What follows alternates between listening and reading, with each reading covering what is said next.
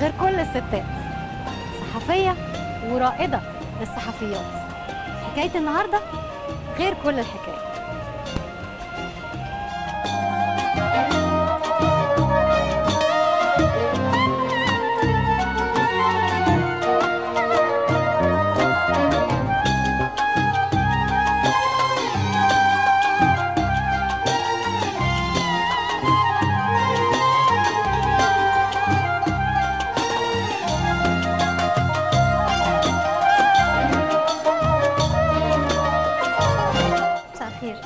أستاذ عصام عبد العزيز موجود؟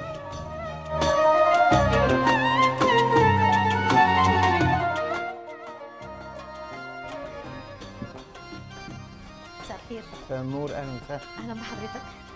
اتفضل. استاذ عصام عبد العزيز رئيس تحرير روزا اليوسف، بنتشرف ان احنا مع حضرتك النهارده. وروزا اليوسف مش مؤسسه صحفيه ولا مدرسة صحفية، إنما بنحاول من خلال حديثنا النهاردة عنها إن احنا نتتبع مصر ومراحل تاريخية كتير روزا اليوسف طوال تاريخها رصدتها. روزا اليوسف اللي صدرت في 26 أكتوبر سنة 1925 مع سيدة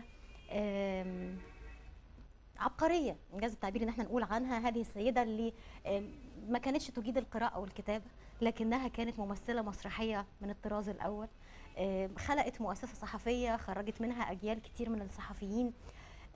فاطمة يوسف شخصية ما تتكررش، نموذج لمرأة مصرية أسهمت مش بس في الصحافة ولكن في الوسط بشكل عام إنها تقدم حالة ثقافية مهمة جدا. عشان كده هتكون البداية من هنا. فاطمة يوسف مين السيدة دي وازاي قدرت تعمل الكيان ده اللي باقي لحد النهارده؟ انا ما كنتش محظوظ عشان اشتغل في ظل قياده الست فاطمه يوسف، لكن انا كنت محظوظ ان انا تتلمست على ايد كل اللي عاشوا معاها وشاركوها في صناعه هذه المجله. فاطمه يوسف جت من لبنان، اشتغلت مسرح، تعرضت لهجوم شديد من الصحافه ونقد، فقررت تعمل جورنان فن ترد فيه على المهاجمين المنتقدين. المهاجمين او المنتقدين كانوا بينتقدوا اسلوبها المسرحي او اسلوبها هي كانت برنارة الشرق، يعني كانوا بيعتبروها اهم ممثله مسرحيه في الوقت ده، يمكن لانها كانت بتقدم لون مختلف شويه عن السيد في الفتره دي. هي كانت مبدعه كممثله، والتمثيل هو في المسرح ابو الفنون. يعني المسرح ابو الفنون ليه؟ لانه في نص، في ميزانسيه حركه، في موسيقى، في ملابس، في ديكور، في اضاءه الى اخره. الفتره اللي اشتغلتها فاطمه يوسف في المسرح وحققت انجاز كبير جدا، برنارة الشرق، وده خلى الحاسدين ليها يعني يزودوا في الهجوم عليها، فعملت في الاول روزا اليوسف كجورنان بيعالج القضايا الفنيه، وفجاه ابتدت تتحول الى السياسه. وهقول لك حاجه، التحول ده كان له سبب انها تتحول من مجله بالاساس مهتمه بالشان الفني والادبي وبعد 3 سنين تتحول للسياسه؟ ايوه، انها لما عملت الجورنان الفني اكتشفت انه مش بس الفن هو المؤثر في الحياه في مصر، السياسه عامل اهم من الفن من وجهه نظرها، وهي ما تخلتش على الفن لكن خليته جزء من المجله.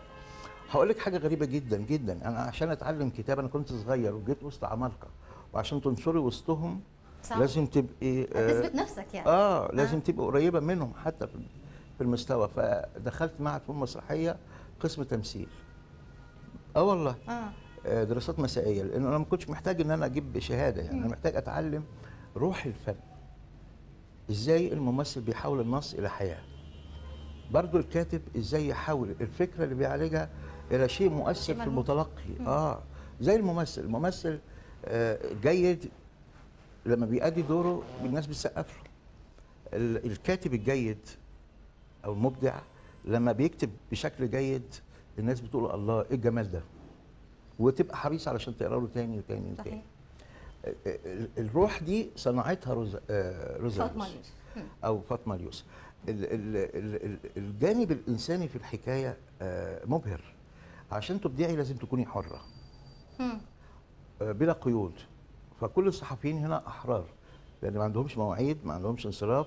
ممكن انا كرئيس تحرير اقترح عليه موضوع يقول لي لا مش هعمله، انا عايز اعمل كذا. اقول له طب اعمله، اذا حلو هننشره. المعيار الحريه هي روح الابداع. مفيش حد بيبدع هو تحت مقيد او تحت تهديد سيف او تهديد في اكله او شربه او رئيسه او لاخره. رغم انه فاطمه اليوسف نفسها عانت من ده في وقت من الاوقات، انه قيود من الملك ومن الانجليز اللي كانوا محتلين مصر وقتها، ومن حزب بحجم حزب الوفد اللي كان دخلت في صراع بعد كده معاه. يعني هي نفسها تعرضت للضغوطات دي. هي كانت انها جت من لبنان صغيره قوي، يعني بيقولوا 13 14، لكن هي شربت الروح المصريه. والروح المصريه دي كود خاص بينا. احنا اقدم شعب في التاريخ، احنا اقدم دوله في التاريخ، احنا اللي اخترعنا احترام حقوق المراه، احنا اللي عملنا المحليات، احنا اللي عملنا نظام حكم هرمي من الملك للرئيس الحي، احنا اللي عملنا نظام الاوقاف، احنا عملنا كل حاجه قبل الدنيا كلها. فهي خدت الروح المصريه.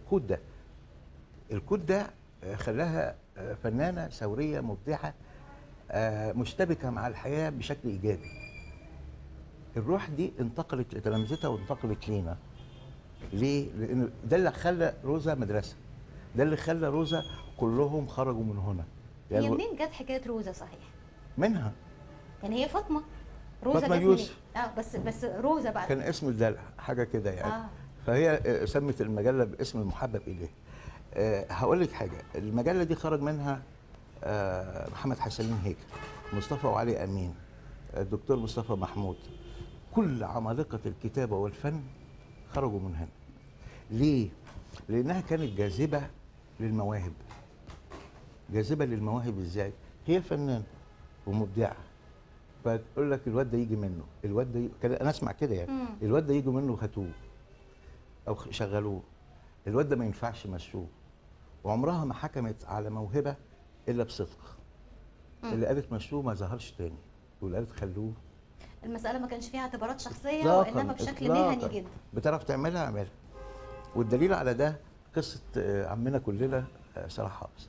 وعم صلاح انا حضرته واتلمست على ايديه، وشخصيه يعني شديده الجمال. الاحتكاك الانساني او المهني او لاخر درجه. وانا لسه صغير كنت اقرا الصفحتين واقفلهم اقول ياه عملها ازاي دي؟ شيء يهزك ايا كانت القضيه اللي كان بيتناولها.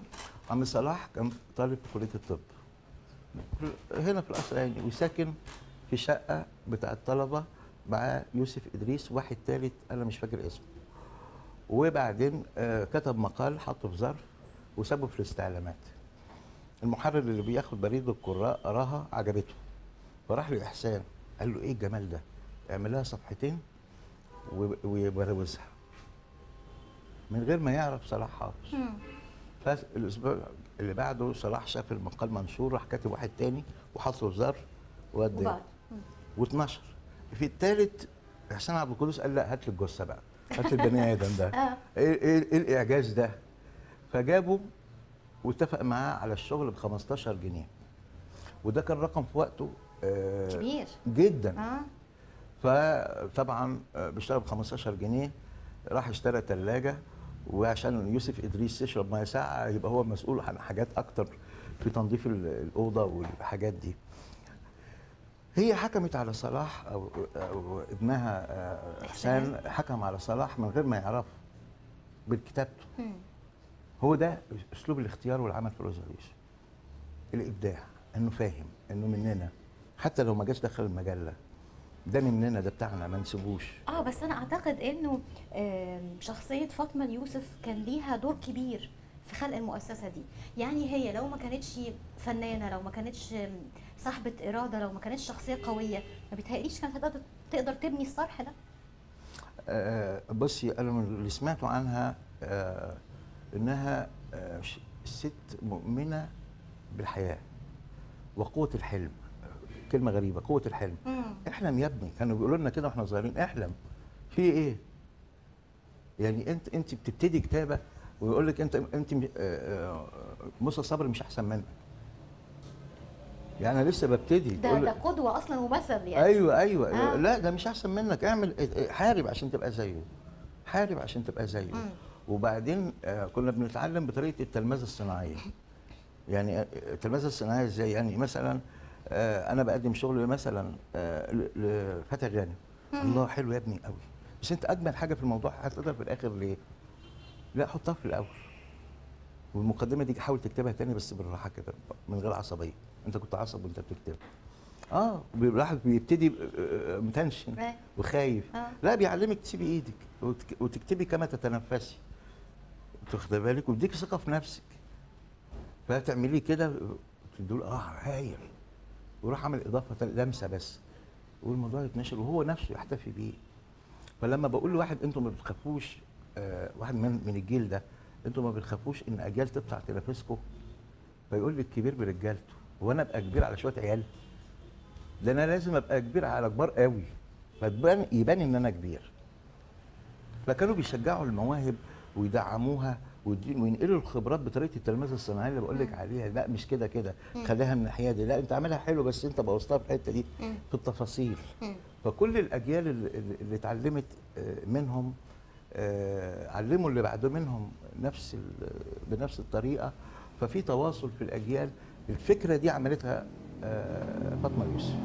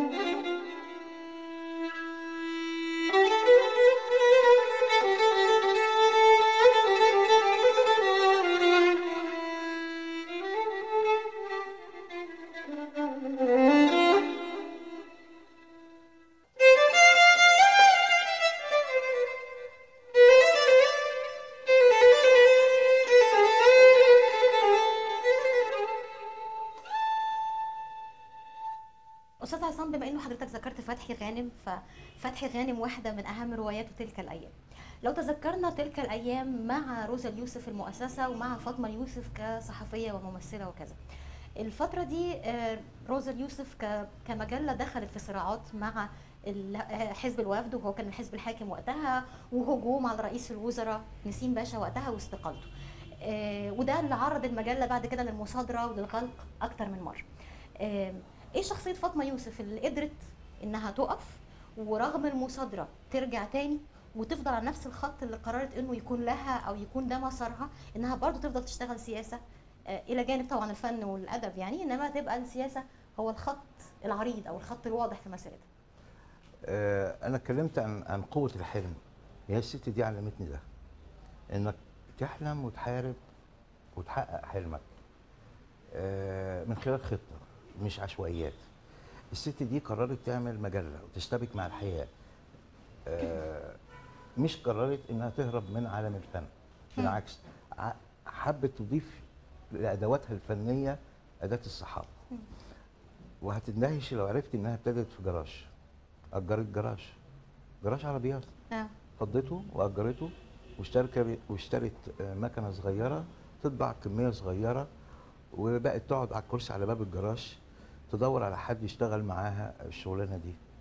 فكان ما تندهشيش، لا دي تجربه جميله يعني. بتتابعي اللي هو برنس الصحافه المصريه زمان، كان موظف في مكان قريب وبيركب عجله وبيعدي، فقال لها يا ست ما فيش عندك شغل؟ قالت له انت بتشتغل ايه؟ يالا كده. ده حكاوي منقوله عنها سمعتها من كل تلامذتها. قال لها بشتغل موظف مش عارف في ايه وبتاع. قالت له خلاص روح هات لنا المقالات من الكتاب، هات من العقاد وهات من طه حسين وهات من المزني الى اخره يعني. فلا خلاص. كان ده الفريق اللي بيكتب في وقتها في روزا؟ كان في الوقت ده الصحافه تعتمد على المقال. يعني حتى الاهرام كانت تبتدي بعنوان مقال مثلا عبد القادر النازني او مقال طه حسين، ده المانشيت يعني مش الخبر. فده كان الستايل بتاع الصحافه. فخلاص بقى ياخد العجله يلف على الناس، يجي ياخد المقالات، وبعدين يجي مثلا ما يلاقيهاش او لا مشغوله، فيقعد يقرا المقالات. لا لانه بيعرف يكتب احسن منها. لا يا ست، ما انا بكتب زي الناس دي يمكن احسن. ما تكتبين اهو. يعني ابتدى يكتب، يجمع مقالات ويكتب، وابتدى يبدع، وعمل ستايل في الصحافه اللي هي النميمه. الاميره فلانه السين ميم كانت سهرانه مع الامير فلان مش عارف بتعمل ايه. سمو لام ميم مثلا كان مش عارف بيلعب قمار فين. فده زود جذب جمهور توزيع بشكل غير عادي. كمان هو كان مترجم، فكان بيقرا انجليزي وعربي، فدخل كتير من اساليب الصحافه الاجنبيه في مصر. وهو اللي استضاف شاروخان ويرسموا كاريكاتير هنا. وابتدى يشق طريق روزا اليوسف معاها. فهي بتشتغل بمنطقين، منطق الفن ومنطق البيزنس. ده راجل بيكسب وبيزود توزيع، واخد بالك، وبيخلي ليها اسم. لما زاد تاثير روزا اليوسف كمجله، ابتدت الاحزاب تحاول تستقطبها. نعم. يعني لانه كان جو ليبرالي وتداول سلطه، الملك يحكم ولا يملك، ولكن الصراع السياسي في الاحزاب، واللي بيكسب هو اللي بيشكل الوزاره. فهي تفاعلت مع ده وادارت المعارك بتاعه روزا اليوسف السياسيه بشكل مبهر. كان وقتها بالغريب بقى والطريف، احسان عبد القدوس في سنه اولى ثانوي يحط الشنطه تحت في البتاع ويطلع يشتغل رئيس تحرير في اولى ثانوي، ويروح لفلان باشا يقول له ماما بتسلم عليك وبتقول لك الاخبار ايه النهارده، فيضحكوا. ده انا سمعتها من عمنا احسان عبد القدوس بنفسه، يقول قد كده كنت صغير ومش فاهم، وماما هي اللي كانت بتقول لي روح اعمل وقابل فلان باشا واقعد احضر الاجتماع وسجله، وهي تاخد الشغل وتحاول تفهم احسان ازاي يعني يتصرف فيه ازاي. واخد بالك؟ هي اللي خلقت روح روزا اليوسف المتمرده بوعي وبمصداقيه، الرشيقه، يعني المشاغبه، ما بيهمهاش، مش مهم الفلوس. كانت دايما تقول للمحررين انا ما بديكيش فلوس، انا بديكوا مجد. وفعلا كل اللي اشتغلوا ولحد دلوقتي نالهم كثير من المجد. يعني لو عرفتي مثلا وائل الابراشي من هنا، عادل حموده من هنا، عمرو خفاجه الى اخره، كله كتير من القيادات كانوا هنا. وهقول لك حاجه، هم معينين هنا واخدين اجازات وكتير ما زالوا موجودين. وكتير منهم خدوا فتره تدريب وراحوا في اماكن اخرى لكن مروا من هنا. ودي روح روزا اليوسف اللي انا بتكلم عنها. هي مش بتعمل حاجه عشان نزوه او بتاع، هي بتحفر اسمها على مر الزمن. ودي روح مصريه غريبه جدا، اللي هي روح الفراعنه، اللي هي الدستور بتاعنا، الكود الخاص اللي محدش فهمه.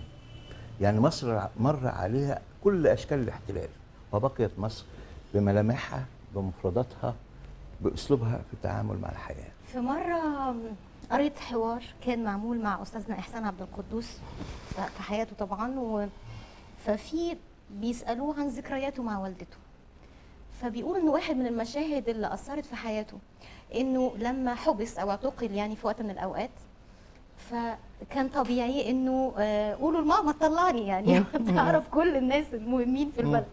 فلما الرسول ده راح للام او لفاطمه يوسف يقول لها انه احسان عايزك تخرجيه، فقالت لهم لا ما يخرجش، اهم حاجه اتاكدوا انه مش خايف وهو جوه.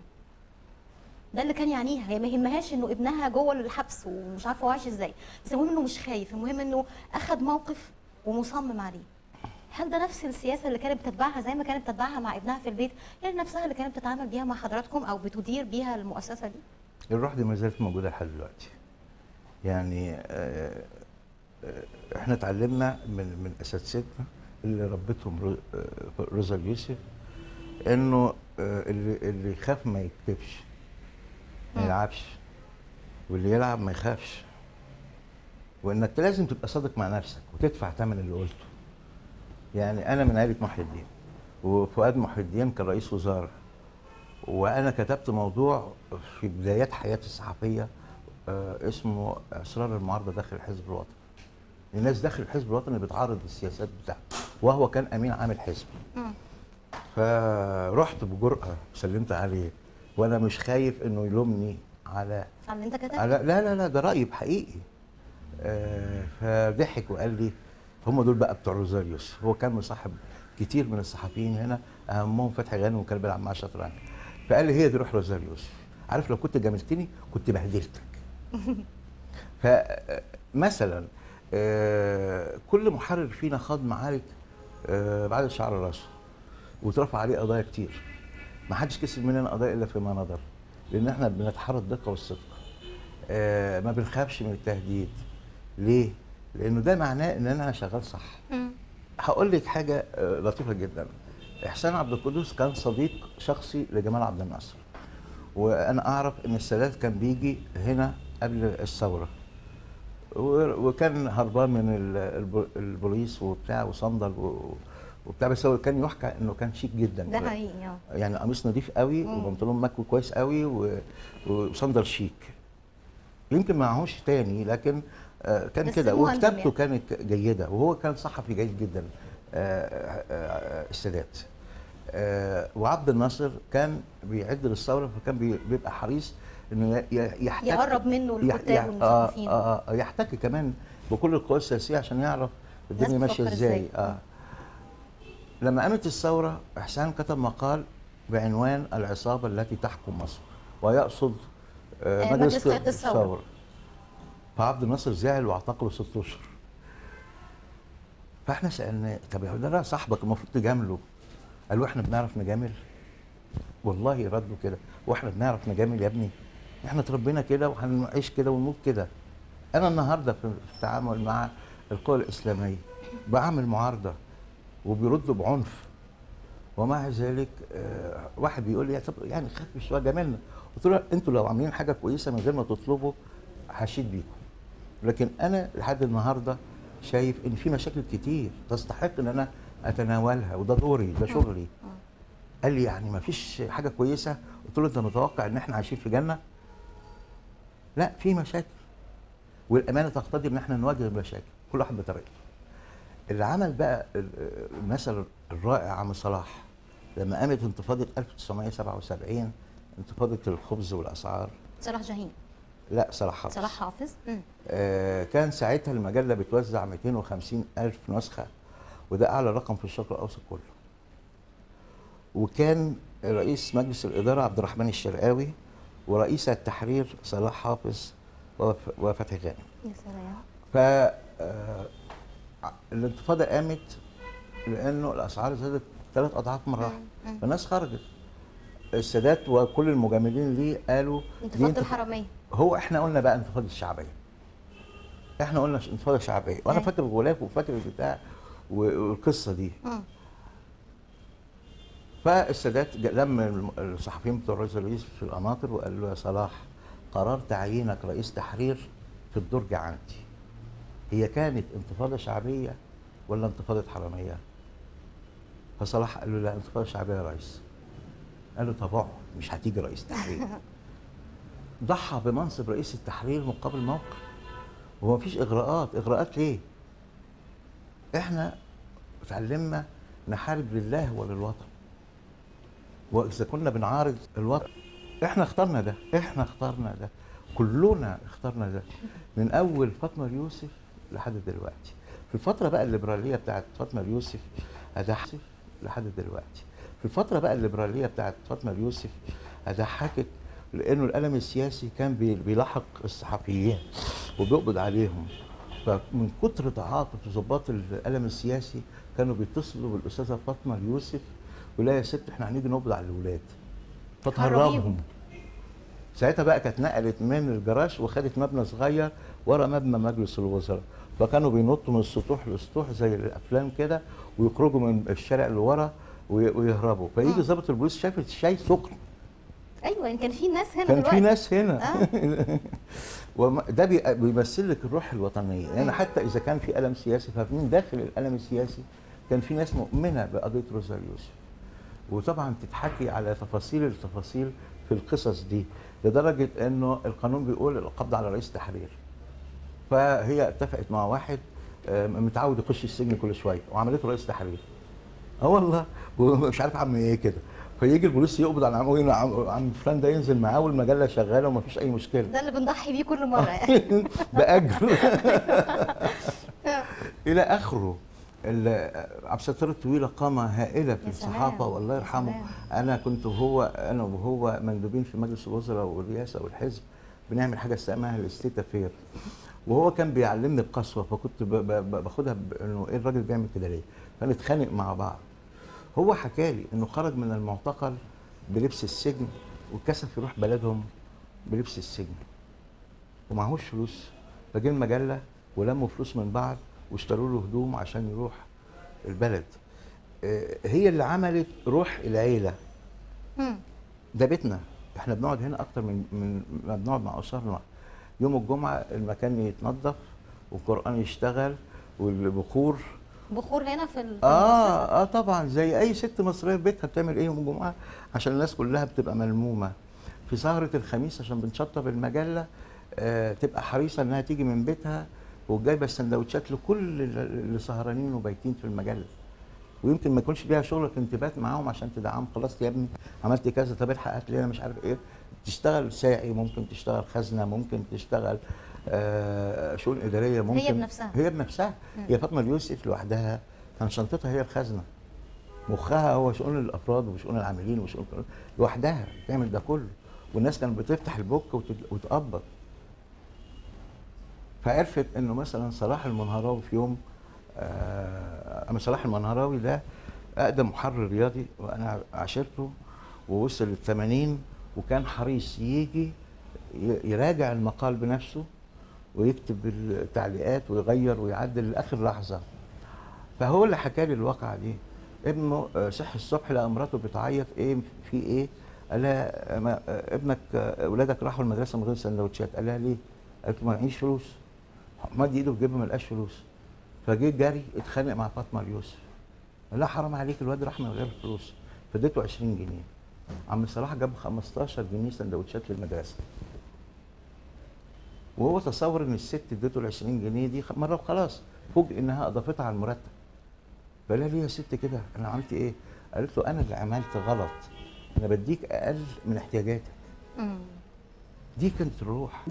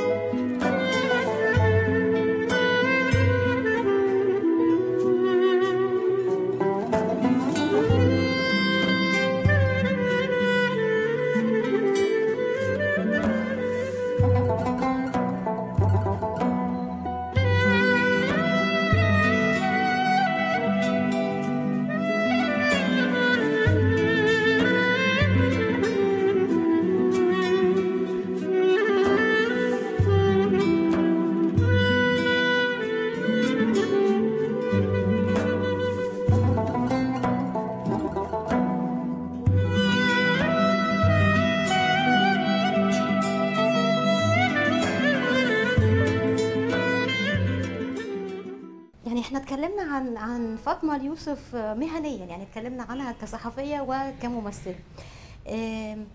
ده اثر ازاي انسانيا على حياتها؟ يعني ارتباطها بالفنان محمد عبد القدوس وانجابها طبعا للابن احسان، انسانيا هل كانت تؤدي دورها كأم وكزوجه وكذا، ولا التمثيل والصراعات السياسيه والصحفيه اخذت من كيانها كامراه داخل البيت؟ طبعا كل اللي اتعاملوا مع الست كانوا بيقولوا لها الست. الست جايه، الست رايحه، الست مش عارف ايه، وكانت ليها هيبه. وزي ما حكيت في حكايه عم صلاح مثلا، انها كانت حقانيه جدا. يعني هي شافت انها ظلمت الراجل انه بتدي له اقل من احتياجاته. وكانت بتشجع المواهب بشكل غير عادي. واضح ان هي كانت عامله مش عامله فواصل ما بين البيت والشغل. يعني لسه حكي انه ابنها كان يجي من المدرسه على هنا يحط الشنطه ويطلع يشتغل رئيس تحرير. في البيت بيرتاح، يعني البيت للمكان للنوم. لكن هي علمتنا كمان، انا ما شفتهاش لكن انا اتعلمت ان تقريبا وجبتين هنا، وجبه في البيت. والله.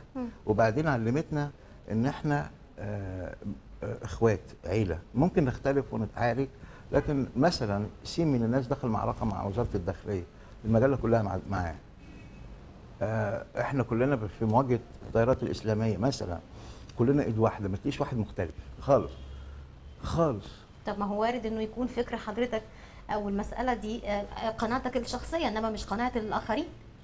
ليه انا اكون وراه رغم ان هو ممكن يكون قناعته مختلفه؟ لانه او انا مش مقتنع يعني. لانه في زمن التاسيس في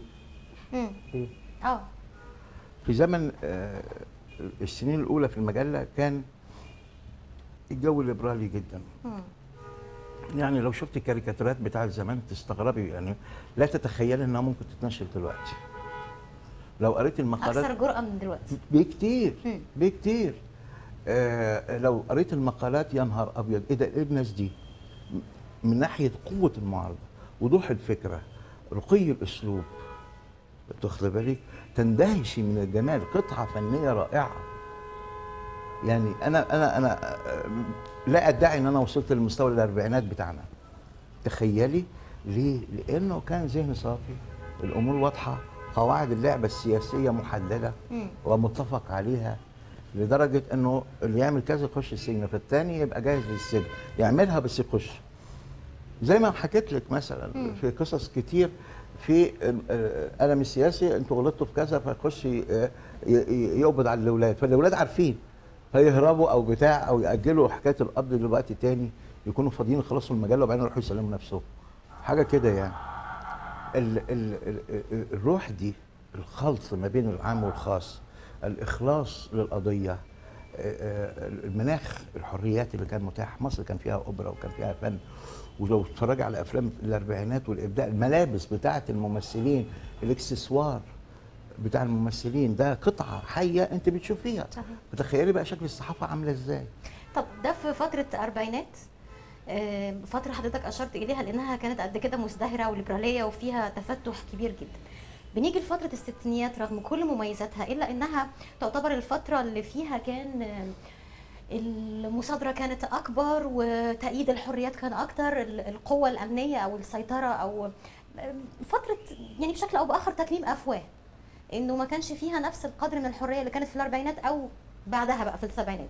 فتره الستينيات ازاي مرت على روزا اليوسف؟ روزا اليوسف نجحت التحول من جراج لمبنى 3 ادوار ورا مجلس الوزراء، وعملت المبنى القديم بتاعنا 7 8 ادوار.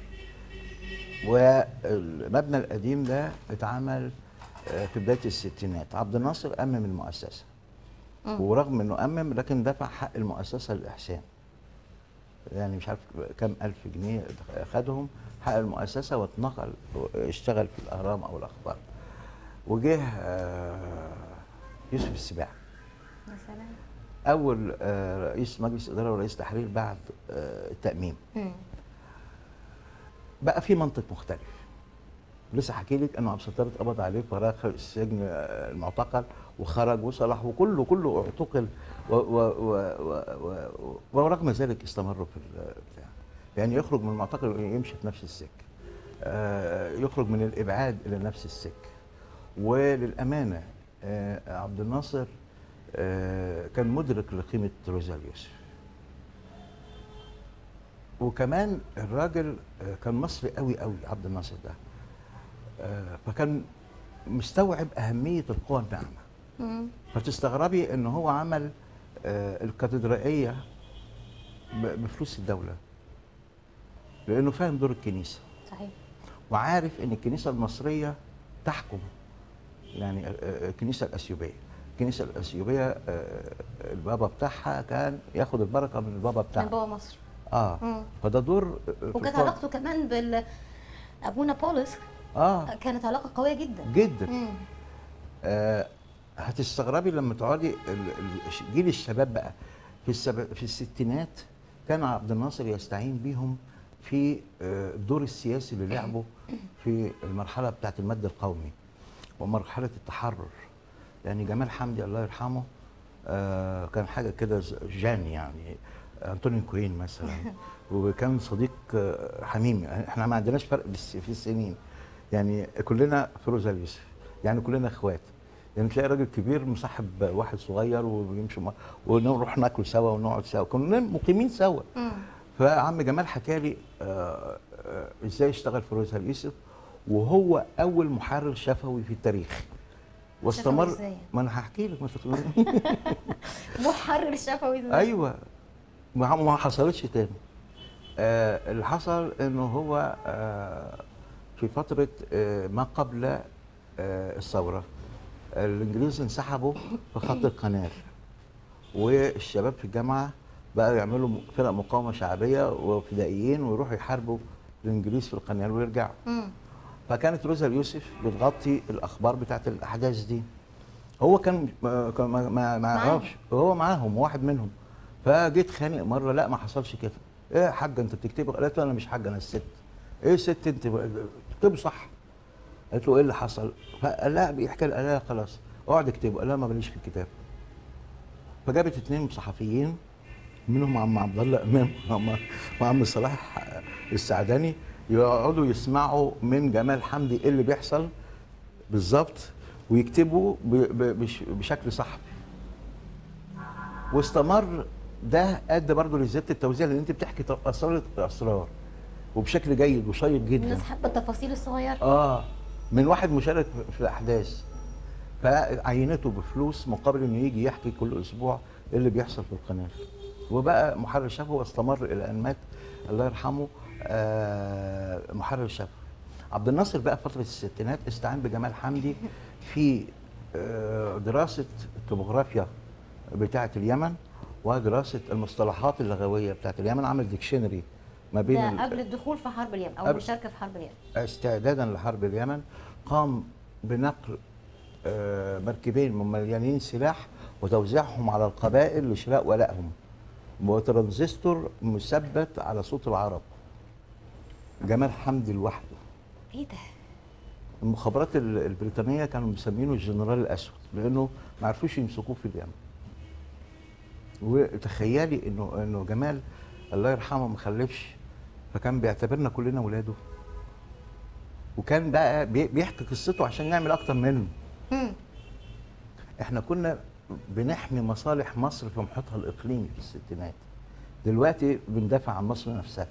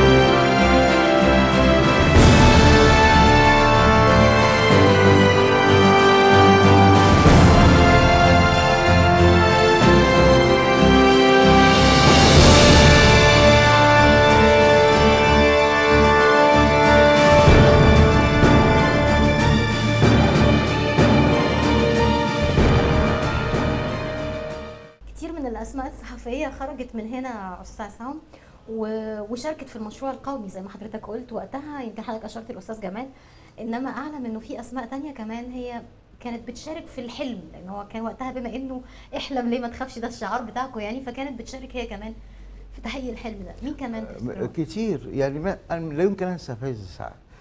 دي شاركت بقوه في ثوره الجزائر، والاخر يوم في عمرها كانت بتروح الجزائر تعامل معامله رئيس الجمهوريه. الموسيقى ورئيس الدوله يقابلها والبساط الاحمر ويوسف الشريف في السودان. كتير من الاسامي لا تتخيلي انه احنا لعبنا دور مهم قوي في الستينات، لدرجه انه لما بروح اي دوله عربيه بيشيلوني من على الارض شيل، مش اني عصام عبد العزيز، لاني انتمي للمكان اللي خرج منه الثقافه اللي نورت المنطقه العربيه كلها. هقول لك حاجه غريبه، انا مره كنت في تونس وواحده قعدت تدور على حد من روزا يوسف في الواد الصحفي اللي جاي، وهي اصلا فرنسيه، كانت متجوزه واحد جزائري وتوفى، فتعلمت العربي، والراجل كان مدمن روزا اليوسف، فعايزه تعرف تشم ريحه روزا اليوسف دي، فجت خدتني بلا قوه اروح البيت اشوف اعداد روزا اليوسف، واثرت قد ايه في الحركه بتاعه بورقيبه. بورقيبه كان ساكن في المهندسين، صدام حسين كان هنا وكان بيكتب هنا. عبد الرحمن البيضاني حكى لي دور روزا اليوسف في الثقافي في اليمن. انا كنت من شهر في السعوديه، عبد العزيز الخوجه راجل مثقف سعودي رائع، وزير الاعلام، السكرتير وانا داخل قال لي 10 دقائق بس، سالت الوزير مشغول. الوزير قعدني معاه ساعتين ونص، وفي الاخر قال لي ممكن اتصور مع حضرتك؟ يا سلام. تخيلي انه كان بيفخر قدامي انه كان في الدور الرابع قابل فلان الفلاني في مبنى روزا اليوسف. طب الحال اتغير في السبعينات او تحديدا يعني وقت السادات، لانه واحد من ابناء روزا اليوسف واللي اتخرج منها هو استاذ احمد بهاء الدين، ووقتها قال على الانفتاح سياسه السلاح مداح، وده اغضب وقتها السادات. ازاي بقى روزا اليوسف في السبعينات كان حالها؟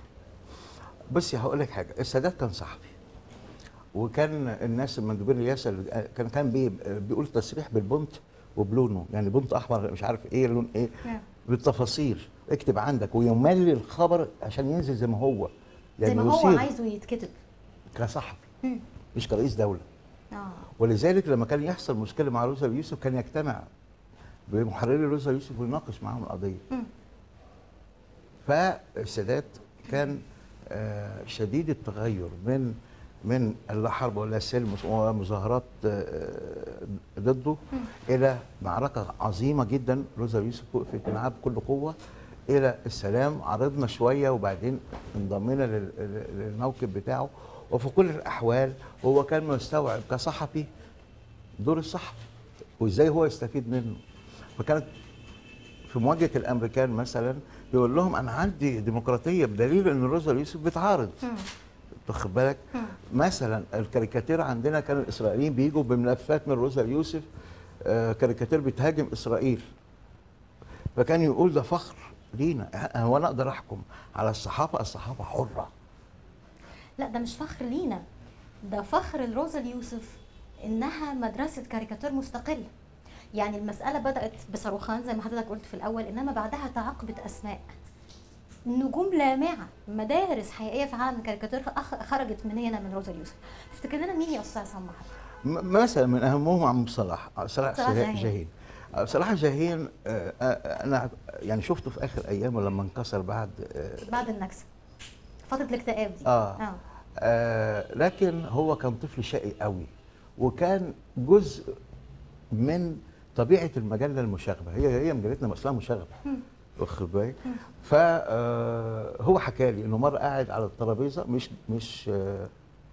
مش قاعد على الكرسي، قاعد على الترابيزه فوق كده ومربع وحاطط على حجره سكتش او حاجه. هو كان يحب يعمل كده ساعات على اساس ان دي جلسه الكاتب المصري. وهو قاعد حد خبط من غير ما يبص، مين المغفل اللي بيخبط؟ فطلع رئيس التحرير عم احسان عبد القدوس، فما ازعجوش، بص عليه لا بيشتغل، سابه ومشي، وما وقفش عند الكلمه دي. ليه؟ لانه عارف انه موهوب ومندمج وما ينفعش ان انت تخرجيه من المود بتاعه. جزء من الحكايه ان احنا عندنا الصمت حدث زي المسرح. صحيح. في المسرح الصمت حدث، جزء من البناء الدرامي، جزء من الحوار اصلا. الصحفي لما يسكت بيبقى بيفكر في مقدمه، بيفكر في عنوان، الكاتريست بيفكر في دخله الفكره اللي هو عايز يرسمها. ولذلك مثلا الدقه الشديده في الحكايه، عم رجائي نزل مذعور، عصام انت مشيت المكنه؟ قلت له كنت سكرتير تحرير ايامها، قلت له هشوف لك، فسالت قالوا لي لسه، راح نازل جري وخدني في ايدي ونزلنا جري. نسي نقطه ضوء على مناخير شخصيه يا بالسم. سلام. شوف الدقه. فانا وقفت مذهول. ليه؟ لانه عايز العمل بتاعه على اعلى مستوى. عم صلاح حافظ كان بيدور المكنه كاي عامل، كاسطى بايده. بايده. فبقول له ايه علاقه المكنه وتدويرها بالصحافه؟ قال لي يا ابني ما هي دوره، لو الاحبار باظت المقال مش هيتقري. اتعلمت من لويس جريس الابداع في الفكره. يعني ايه، هو اول واحد في مصر مثلا عمل الصحافه المتخصصه، ملعب صباح الخير مثلا، وكان يحمل انه يبقى عندنا اصدارات متخصصه كتير، لان احنا عندنا ادباء كتير، عندنا ناس نقاد رياضيين كتير، فكان بيحلم بده. الظروف الماليه ما ساعدتش، يعني هي دي القضيه. الجيل ده انا اتعلمت منه حاجات كتير. عم محمود السعداني اتعلمت الجرأه اللطيفه. يا على جمال. ده كان يقعد يحكي 3 ايام بلا توقف، وانت نفسك ما تقدريش تمنعي نفسك، يعني فعلا فعلا ما تقدريش تغمضي عينيك، ما تقدريش تغمضي عينيك. يعني حاجه جميله قوي لايف، عماله تحكي لك حاجات كتير. فمره كنت مسافر معاه وتعبان، وقلت له يا عم محمود انا تعبت بقى هنام. قال لي يا حبيبي نام. يا نهار ابيض ازاي كده؟ نام. لسه بحط دماغي على المخده. قال لي انت عارف الراجل اللي بحكي لك عليه ده؟ وراح مكمل حواديت تاني وما نمتش. مثلا اتعلمت من ابسطار الطويله، مهما كبرت انت محقق صحفي، انت تجيب خبر زي اصغر واحد. اللي ما يجيبش خبر ما يبقاش صحفي. اتعلمت من فتحي غانم النضال، اخر ايامه اخر شهر في حياته قضاها في غرفه الانعاش، وكان بيكتب والقلم بيقع منه والفكره بتضيع. وانا احتراما لهذا النضال لاخر لحظه في حياته كنت بحاول افهم هو عايز يقول ايه واظبط له الدنيا. عم صلاح حافظ علمني انه اشتبك مع الحياه، احنا هنعيش مره واحده. مره واحده. فعمل حاجات كتير قوي، عمل سينما وجوز فنانه وربى اجيال، وترك بصمه شديده العمق في نفس كل واحد اتعامل معاه. كان يقعد جنبي وانا لسه تحت التمرين ما تعينتش، يقول لي رايك ايه في المقال ده؟ انا اتخض. يا عم صلاح يقول لي اقرا، مش هتعرف تقرا؟ اقول له فاقراها، اقول له هايل. يقول لي لا هات لي بقى الحاجات الغلط اللي فيه. فاجتهد. يقول لي عندك حق، ويصلح ويسمع كلامي. وده موجود فينا لحد دلوقتي، مقالات بنتبادلها ونقراها قبل ما تنزل في المجله. ده مش عيب، ده بالعكس ده فيه اضافه. اتعلمت من الحياه الاجتماعيه ان احنا مثلا ما فيش كبير وصغير. يعني عم عبد الراضي ده كان كبير السعاة، كان بيعمل فطار مجمع لكل المؤسسه، كله رئيس مجلس الاداره لحد اصغر واحد معدي لازم يخش يفطر. تتجمعوا كلكم على سفرة عم عبد الراضي. والراجل باعتباره جزء مننا رسخ مفهوم العيله عندنا. الكاريكاتير فيروزة يوسف من اجيال لاجيال لاجيال، اخر اجيال اتعاملنا معاها عمرو سليم مثلا، وعادل حموده كان مسؤول عن المجله ايامها، ومشي وسايب البروجيه او خطه العمل، جزء منها وقع. فكلمته يا عم المقال ما جاش اللي انت قلت عليه. قال لي اتصرف. عمرو كان لسه مبتدئ وما خدش صفحه لوحده. وبعدين رحت له قلت له خلاص انا هتصرف في حاجه. قلت له يا عمرو اعمل صفحه وهات لي صوره عشان انزلها. راح عامل كده يابا ايه صفحه ولوحدي، وانخض. كنا في رمضان. قلت له هقعد معاك للصبح وهفكر معاك وما تتخضش. زي ما علمونا الجرأه على الورق، لازم تبقى انت جريء زينا. ما انت ورقه فاضيه امليها، لازم تتجرأي. فقعدت معاه لحد ما عمل رسمه جميله، ومشينا احنا الاثنين الساعه 8 الصبح من المجله. ليه؟ انا زي ما عملوا معايا بعمل مع الاجيال اللي بعد مني. لو تشوفي حيرة جمعه فرحات عشان يدور على فكره يرسمها، يقعد بالاربع ساعات يلف الطرقه. يا عم جمعه في حته انت رخم.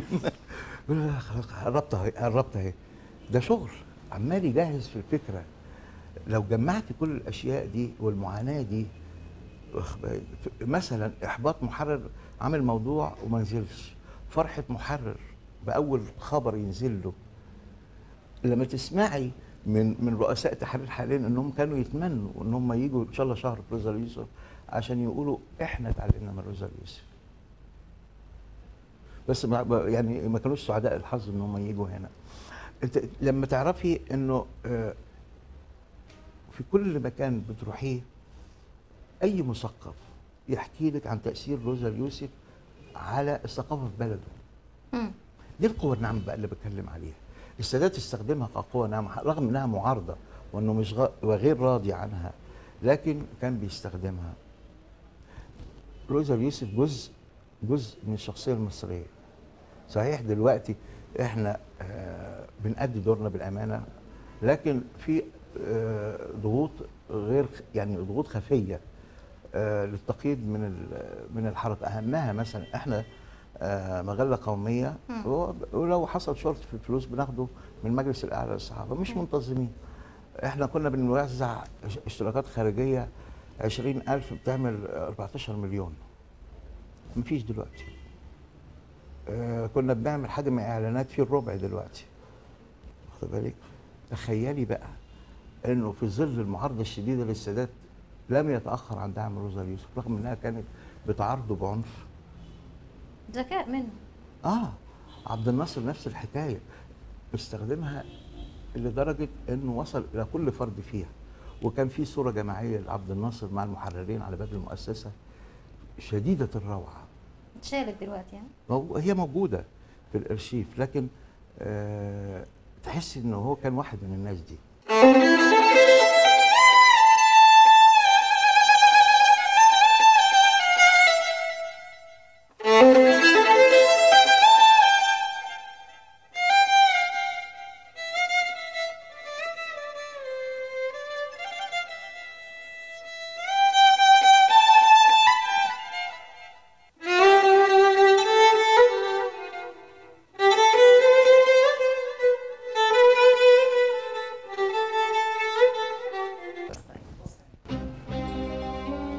كل الحكايات والذكريات دي عنها، ما انا قلت لكم من الاول هي ست مش زي باقي الستات، وحكايتنا النهارده مش زي باقي الحكايات.